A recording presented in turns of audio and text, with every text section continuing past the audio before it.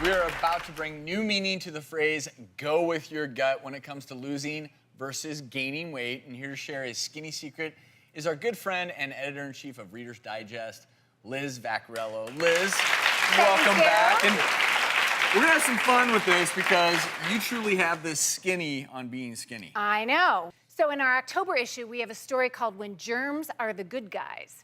And part of that story that we're going to talk about today is the bacteria that's found in our gut. And it's broken down into two categories. There's a germ called bacteroidetes, and that is skinny bacteria.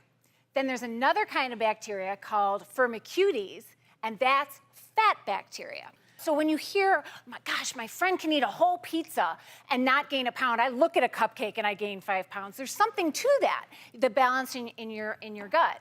So it's all about what you eat. They don't know why. So people say, well, wow, if there's skinny bacteria, sign me up. Can I take a pill? But they don't know exactly how it works. They found a correlation, though, between that skinny bacteria, which feeds on prebiotics.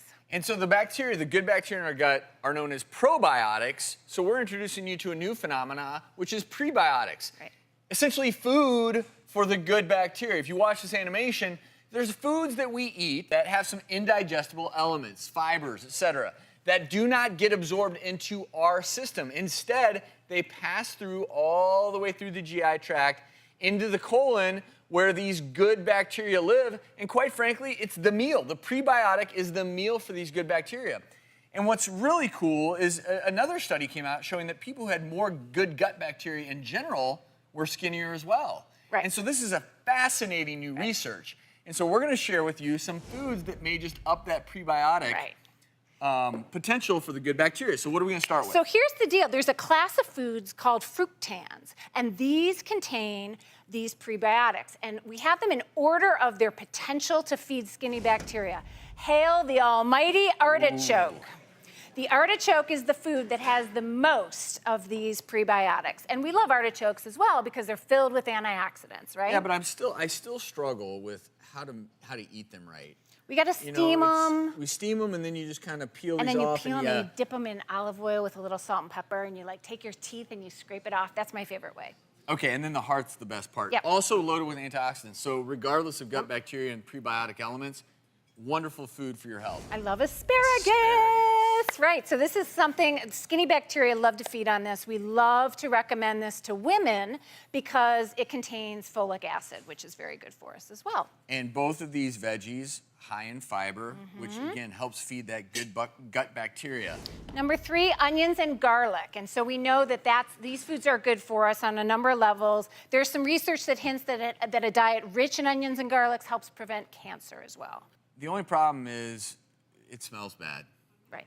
So. Well, if you heat garlic, raw garlic is dangerous. So raw onions, the more you heat it, yes, and it doesn't. And the bacteria, the good bacteria still like it? Yeah, they don't care if it's hot or cold. Okay. Yeah. Okay. So last but not least, a little different than the other ones. Yeah.